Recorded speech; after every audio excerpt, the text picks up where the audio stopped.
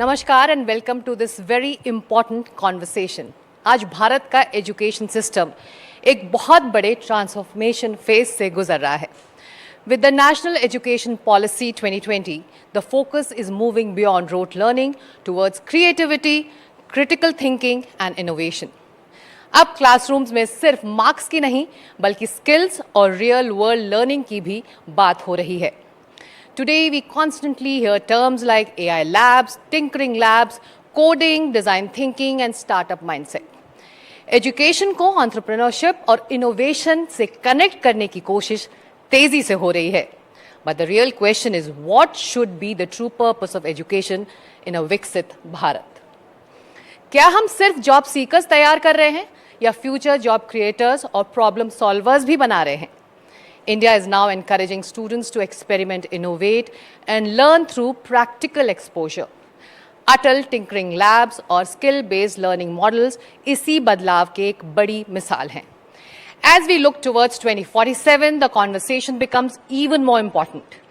क्या entrepreneurship वाकई Indian education का future बन सकता है? And can India truly emerge as a global innovation powerhouse? इसी पर बात करने के लिए मेरे साथ हैं दीपक बागला जी, मिशन डायरेक्टर हैं अटल इनोवेशन मिशन नीति आयोग के।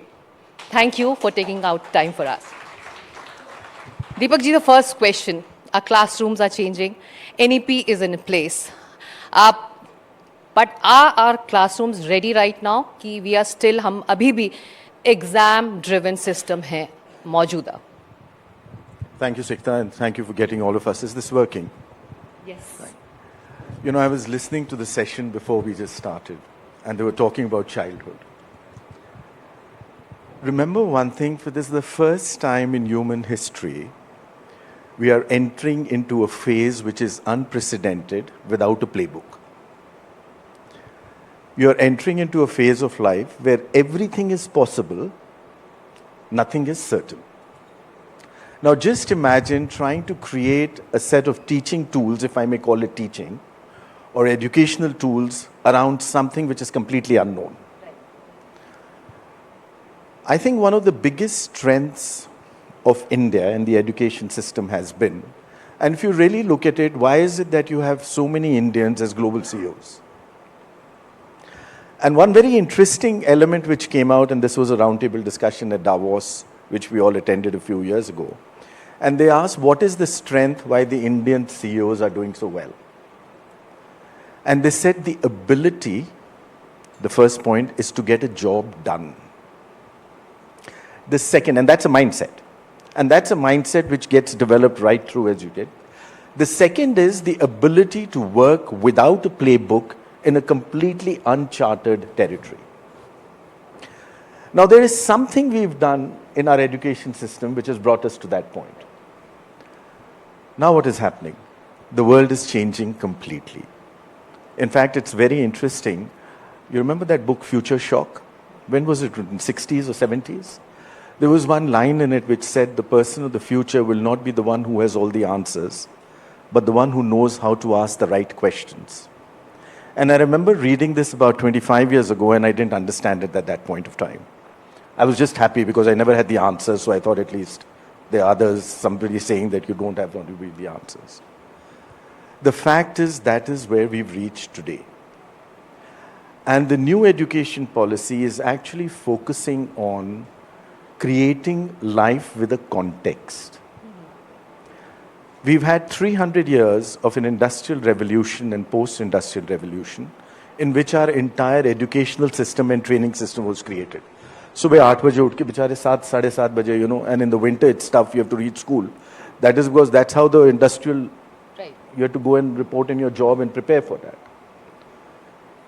It's now changed completely. And I think the second part, which I may pick up from the earlier panel which was here, it's a generation which is filled with anxiety. It is called the anxiety generation. And the third point is, for many of us, I'm not talking about you, Sikta, who are now in a different phase of our lives, it's very difficult to know how is it which you can help them and guide them in many ways, because I think the flow of information and knowledge is at a completely different level. So what is being attempted now is to try and prepare our generation, if I may say so, for the next step of a future India, which has the ability to chart its path through the unknown and the ability to both adopt and adapt to a new situation in life. And I think when we started with the Tinkering Labs, and by the way, this was a program which was launched in February 2016 by the Honorable Prime Minister. And the objective at that point was how to create that entire framework and foundation for a society which will be based on innovation and entrepreneurship. And 2 programs were launched. Can I go on with this one? Please. With your permission. Yes. So first was Startup India, you all remember, right? That was February 16, 2016. So kya hua hai? We are about 3,700 days since that got launched, Startup India. Now what has happened today? You're number 3 in the world in number of unicorns. You're number 2 in the world in number of startups. You're number 1 in the world with new startups adding every day. We beat in Israel and all. I think it's phenomenal. I mean, can't think of any other example across the globe which has been able to accomplish so much in such a short period of time. It talks both about policy, it talks about how fast it is implemented, and it also talks very well about how people have reacted to that policy and taken it to the next level. Right. Now, the Atal Innovation Mission was launched a month after that. So, abhi you have about 200,000 startups which are registered with the government. Now, just imagine this entire army now being prepared for that entrepreneurship. In the past 3,700 days, we've had over 1.1 crore young entrepreneurs which have moved through the Atal Tinkering Labs. Wow. So NEP ने वो नींव रखी, वो foundation रखा है. यहाँ पर बहुत सारे स्टूडेंट्स भी हैं दीपक जी एज ऑडियंस, और मैं उनको बताना चाहूँगी कि अब वो ज़माना गया कि आप करिकुलम के हिसाब से पढ़ाई करिए. क्यों, कैसे, हाउ, वाई, ये सब सवाल जायज़ हैं और आप अपने एजुकेटर से ये पूछ सकते हैं, राइट? और यही क्रिटिकल थिंकिंग को, एनालिटिकल थिंकिंग को बढ़ावा देने की कोशिश है NEP के ज़रिए. But the real question is, we are coming from a system where mathematics and science was primary and still is. Now when we talk about AI labs, tinkering labs, creating something new, tools, are we there, or we still have to go a long way to break that mindset of Indian society and Indian families? So STEM has always been a strong background on a mind-shaping system as was conceived, Right. which we look at it. By the way, how many of you are here from school today? Any school students here? Any school students? Okay. They're Good. all in the college. I'm glad that they're university. attending their school. Now, the interesting Or thing holidaying is, with the parents. see, look at it, what has now been introduced. AI. I think this is the first time again when we have now unleashed, or in the process of unleashing, something which will be smarter than the human mind. And I think I, for one, completely subscribe to a perspective that we are now in a completely new threshold of a new societal structure, of a new economic structure, and a new structure of entire being as an individual. One interesting thing which AI has done is complete democratization of knowledge, regardless of which subjects you're in. And one of the things you might want to see is, let's say, the starting salary of a computer scientist, which was 4 years ago vis-a-vis what it is today. And that is one barometer of a demand supply, if you might look at it in some manners. And you would see a big change in happening on that. So what you're also trying to see, that some of those elements which we were focusing on in our earlier process of education for the youngsters may not hold the same level of value going forward when you're looking at AI. And as it goes back to, again, to the same thing, it's not the person who has all the answers, but the person who can ask the right questions. And with that, you are probably now trying to come back also to subjects. You know, one of the subjects which, for example, in Delhi University, Sikta, and you are from Delhi University, you're from Miranda House, right? If you really look at it, 5 years ago, one of the highest sought out subjects in Delhi University was psychology. And even now, in our times, it wasn't. Actually, that's a different age. But when you're seeing these subjects now coming in and taking a greater shape and a greater demand, what you're seeing now is that how elements which are beyond STEM and numerate and just pure quantitative are getting into other kind of requirements which are happening. So मेरा supplementary question ये है कि how do we convince Indian parents that now entrepreneurship is no more an alternative career path? It is your national necessity right now.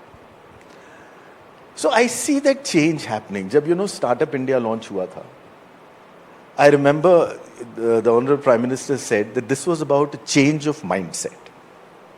This was about a change of attitude which had to be brought. And if you recollect, जब start हुआ था, I mean, it was very difficult to convince a mother to give her daughter or son in marriage to somebody who was just starting on a startup. If also you looked at some of the better business schools, you went and you saw the top 100 of them passing out would have gone to places where they were getting higher salary checks. Today it's changed completely, right? This is one of the most sought after things. So essentially you are seeing entrepreneurship now taking a center stage in any case. Now at the school level, I am finding that issue. So what is happening with the Atal Innovation Mission? Let me tell you. We have, currently we have these tinkering labs of, if I may say, small level of innovation labs in 10,000 schools. About half of them in rural, half of them in urban, half of them private, half of them public. The kind of solutions and entrepreneurship which is coming at that level is unbeatable. And the enthusiasm. Just last Friday, the global championship this time was in Phoenix, where they had young students from all across the world. 3 of our kids out of 90 odd countries won the awards. And the solutions they are coming up with are solutions which are simple, which are executable. For example, one of them has just come up with a solution, created a geometric pattern on a vortex. So, in a flood, a lot of water gets collected. It's just on that drainage pipe. It's just a design which sucks it in much quicker. Simple to do. I'll tell you, last September, I got into this job in end July.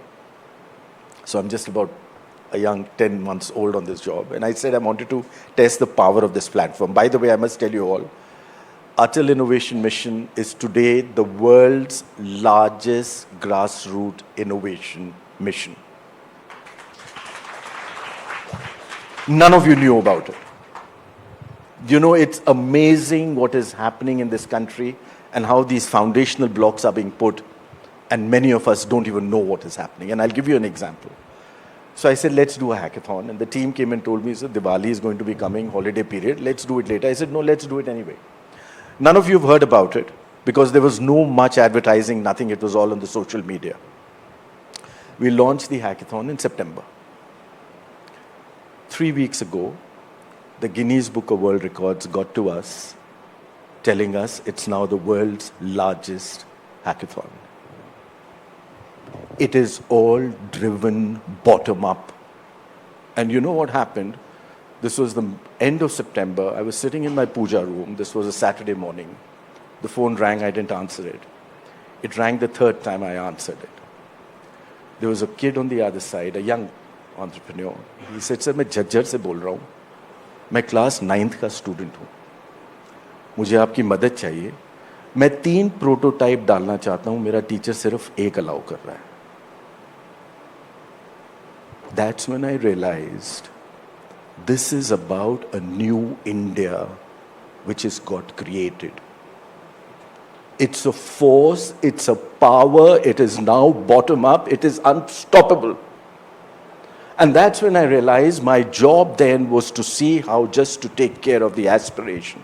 See of the little kid, he found my number, my mobile number. When I was in the 9th, I don't think I could have ever done that. Called me directly and got an approval to get 3 prototypes. And some of those solutions are solutions which are now being adopted across the world for the kind of simplicity and the impact which they have created. Right.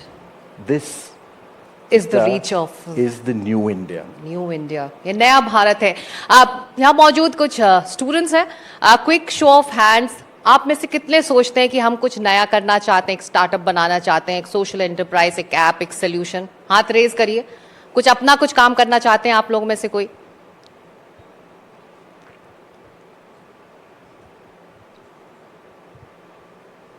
हाथ अभी थोड़े से कुछ कम है, लेकिन जैसा कि दीपक जी कह रहे हैं कि the whole concept has reached the grassroots and the whole mission is working around that. So it's no more urban privilege, or it's no more a privilege of the English-driven ecosystem, you know, like you said, that a class 9th student called you from Jhajjar. So it's actually happening at the grassroots.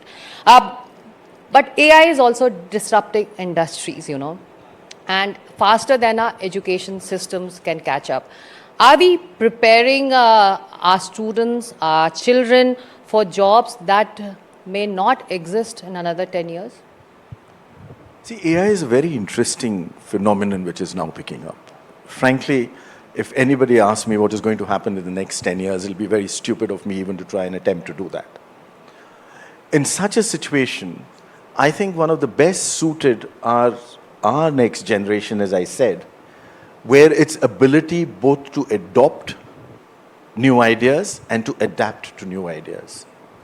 And I think the moment they have this openness and this ability, their ability to charter through that unknown terrain going forward will remain. And the third thing is the ability of the Indian mind to reinvent themselves constantly. Phenomenal. Exceptional. You know, I don't think we can call them youngsters any at all. I was listening to the earlier panel and we were talking to them as students. I don't think they are. This generation is at a different level. And the Indian generation and its strong entrepreneurial streak is unbeatable. Right. Their ability to seek a solution to every challenge which they may be facing and to try and get it executed. You remember I told you about the Dovers? What is the core strength of the Indian mind? To get the job done, regardless of the resources available. And no one better than these youngsters. And I want to quickly end our conversation on this note. When Deepak ji, India reaches 2047, what should success look like for our education system? A nation of degree holders or a nation of creators, innovators and job generators? I don't think degrees in any case are going to have the same kind of validation or acceptance going forward. And that, I think, might fall off the cliff much quicker and sooner than we all imagine. We are also seeing a large number of global corporates which are no longer looking at degrees when they're taking people on jobs, they're looking at skills. Right. And that's where I reiterate what I said. The strength of the Indian ability and India's next generation in that skilling and in that streak and a mindset is what is going to lead India where the Honorable Prime Minister says to a Viksit Bharat, to that superpower. How that is going to be shaped, what is going to happen, Sikta, I will not be able to give answers on that one. But yes, we are very clearly on the path and the road which is leading us there. So we are going to be a nation of innovators, creators and job generators. Thank you so much for taking our time. Thank you.